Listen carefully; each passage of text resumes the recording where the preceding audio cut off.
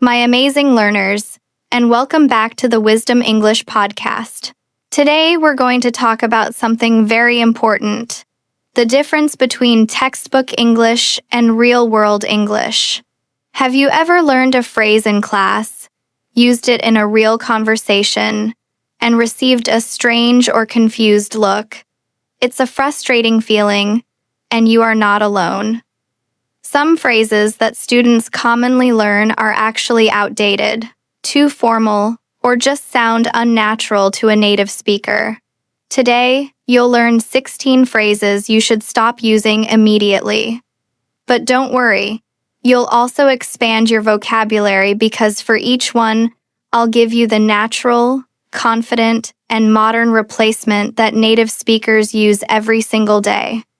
And make sure you stay with me until the very end, because I'll be sharing the simple secret that ties all of these phrases together and will help you sound more natural. Let's get started. The first phrase I hear students use very often, but native speakers almost never say, is, "What is your job?" Now, grammatically, this question is 100% correct. So why don't we use it? It sounds very direct, almost like an interrogation. It feels a bit unnatural and even a little rude. So what do we say instead?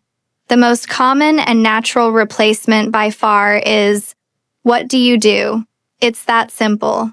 Often we'll add "so" to the beginning to make it sound more conversational. So, what do you do? Let's imagine you're at a party meeting someone new. Alex. It's a great party. I'm Alex, by the way. Maria. Hi, Alex, I'm Maria. So what do you do? Alex. I'm a graphic designer. What about you? See? It's smooth, friendly, and polite. A few other options you might hear, which are a bit more formal, are, "What do you do for a living?" or "What kind of work do you do?" But 9 out of 10 times, "What do you do?" is your best choice. The second phrase to avoid is the answer to that question. I often hear students say, "I'm jobless." Again, this is grammatically correct, but it sounds very negative, harsh, and unnatural. It can make the listener feel a bit awkward. Of course, many people are in the situation of not having a job, and it's important to be able to talk about it. A more factual and professional sounding word is, "I'm unemployed at the moment." Using "at the moment" is great, as it suggests the situation is temporary. But if you want to sound more positive, which many native speakers prefer, you have some wonderful options. "I'm between jobs right now." This is a very common and optimistic phrase. It suggests that you have left one job and are in the process of finding the next one. "I'm currently looking for a new position." This is proactive and clear. "I'm in a career transition at the moment." This sounds very professional and thoughtful, suggesting you are purposefully moving from one career field to another. So if someone asks, "What do you do?" you can say, "Well, I'm actually between jobs right now, but I'm looking for a new position in marketing." This sounds confident and positive. Next, what do you think of this phrase? Learning English with this podcast is the better. I've heard this mistake a lot from students. The issue here is combining the comparative form, better, with the superlative form, which uses the. Better is a comparative, which means you must compare two things. You need the word then. Learning English with this podcast is better than studying textbooks alone. My new job is better than my old job. If you want to use the, you must use the superlative form, which is best. You use this when you are comparing 3 or more things, or all things. Learning English with this podcast is the best. This means it's the best of all the methods. So remember the 2 patterns. X is better than Y, or X is the best. This next one is a very common grammar mistake I hear almost every day. A student will tell me, "I'm married with Kevin." This is grammatically incorrect. When we talk about being married to a specific person, we use the preposition to, not with. The correct sentence is, I'm married to Kevin. The structure is always to be plus married plus to plus someone. She is married to a musician. He is married to his high school sweetheart. You can also change the sentence structure and say, Kevin and I are married. This is also very natural. So, when can you use with? You can use with to talk about children. For example, they are married with 3 kids. This is grammatically correct because it means they are married and they have 3 kids. So, married to a person but married with children. Here's another phrase students say that a native speaker would not. We have a great relation. This is usually a direct translation from another language, where the word relation means a connection between people. In English, the correct word choice is relationship. You need to add that ship at the end. Relationship is the correct word for a connection, whether it's romantic, family, or professional. My boss and I have a strong relationship. She is trying to improve her relationship with her brother. They have a very healthy relationship. The word relations with an SS is used, but it's usually in a very formal or academic context, like international relations or public relations. For your daily life, the word you need is relationship. Next, I often hear students say, I like it very much. While this is 100% grammatically correct, it's just not a common phrasing that native speakers use. It sounds a little unnatural and old-fashioned, a bit like something from a textbook. So, let's take a simple scenario.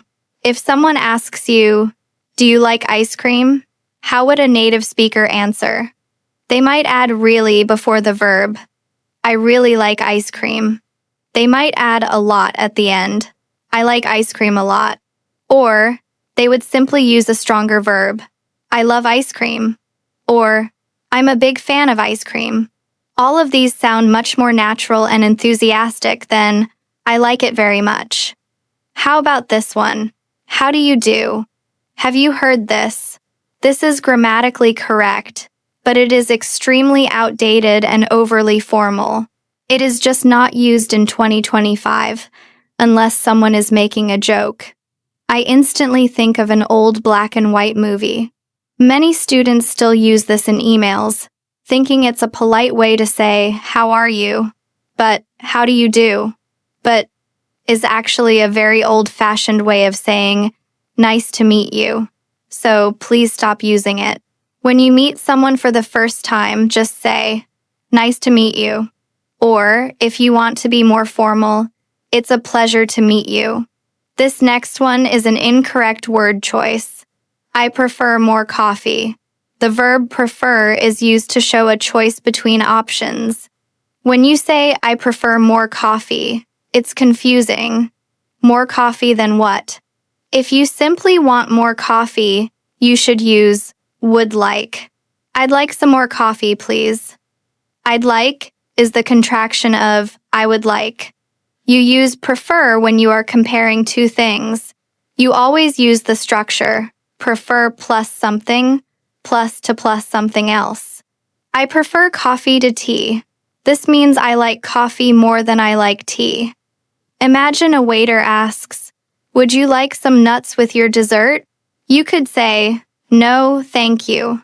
I prefer something sweet, like chocolate. You are choosing chocolate over nuts. This next one is a mistake I hear every single day, even from my most advanced students. I'm agree. This is grammatically incorrect. In English, agree is a verb, not an adjective. In some languages, the equivalent word is an adjective, so you need the verb to be. But in English, you just need the subject and the verb agree. The correct sentence is, I agree. You can say, I agree with you. You agree with a person. Or, we all agree on the plan. You agree on a topic or decision. If you want to use the verb to be, you would have to say something like, I am in agreement with you. But this is very formal and much less common than just I agree. Here's another daily mistake. I'm waiting you. This is grammatically incorrect because you are missing a very important preposition. The verb is to wait for someone or something. The correct sentence is, I'm waiting for you. I'm waiting for you outside. We are waiting for the right time to announce the project. The only time you don't need for is if you don't specify what you are waiting for. For example, she's waiting in the parking lot. We don't know who or what she is waiting for, just where she is. But if you mention the person or the thing, you must use for. Here's one of the most common mistakes in all of English. I'm interested in art. This is grammatically incorrect because it's the wrong adjective form. You need to say, I'm interested in art. This is a very important rule. Adjectives that end in ed, like interested, bored, excited, describe a feeling or an emotion. It's how a person feels. I am interested in art. This is my feeling. Adjectives that end in ing, like interesting, boring, exciting, describe the thing that causes the feeling. My art class is interesting. The class causes the feeling. You can combine them. I am interested in art because art is interesting. Here's another very common mistake with verb forms. I'm used to wake up early. This is grammatically incorrect. The correct phrase is, I'm used to waking up early. This can be very confusing. But here is the simple rule. 1. If you say, to be plus used to, you must use the gerund, the ing form. This describes a feeling of comfort with something that is now normal for you. I am used to waking up early. It feels normal to me now. She is used to living in a big city. It's normal for her. 2. If you just say used to with no verb to be, you must use the base verb. This describes a routine action in the past that you do not do anymore. I used to wake up early. This was my past habit, but now I don't. She used to live in a big city. This was her past, but now she lives somewhere else. This next mistake is one I hear from my advanced students. I'm tired lately. This is grammatically incorrect because the verb tense present simple, I'm does not match the time reference, lately. The words lately and recently mean the action started in the past and continues until now. Therefore, you must use the present perfect or present perfect continuous. I've been tired lately. I have been tired. We've been working hard recently. We have been working. If you want to use I'm tired, you must use a different time reference, like I'm tired right now, or an adverb of frequency, like I'm always tired. Here's one that sounds very unnatural. Let's discuss about it. This is incorrect because the preposition about is not required. The verb to discuss means to talk about. It already includes the word about in its meaning. The correct sentence is, let's discuss it. Let's discuss the project tomorrow. You would say, let's talk about the project, but you just discuss the project. This next phrase is grammatically correct, but it's not what a native speaker would usually say. I will go abroad next year. When we talk about confirmed future plans, native speakers almost always prefer to use the present continuous. It sounds more natural and certain. So, the more natural phrasing is, I'm going abroad next year. We're moving to a new house in 5 years. Don't be afraid to use the present continuous for future plans, even if the plan is far in the future. Finally, a very common textbook phrase, please repeat. While this is grammatically correct, it's very unnatural and sounds robotic, like a computer. Native speakers just don't say this in a real conversation. So, what should you say if you didn't hear someone? In a professional situation, you can say, sorry, I didn't quite catch that. Or, could you say that again, please? In a casual situation with friends, you can simply say, what was that? Or, what you say. These are much more natural and will make your conversations flow much better. the final secret. So now, you have removed 16 phrases that are outdated, unnatural, or grammatically incorrect, and you have added so many natural, confident, and modern phrases to your vocabulary. And now, for the secret I promised at the beginning. The simple secret that ties all of these phrases together is this. Sounding natural is not about using big words. It's about using the right small words. Notice how many of our corrections involved prepositions, like married to, verb tenses like I've been tired, and using simple, natural phrases, I like it a lot, instead of old formal ones, I like it very much. Fluency is found in these small details. So, my challenge to you is this. For today, I want you to choose one of the textbook phrases you used to say and practice replacing it with its new, more natural version. Tell me in the comments below which phrase you are going to change. Please like, share, and subscribe to the Wisdom English podcast channel to watch our next videos.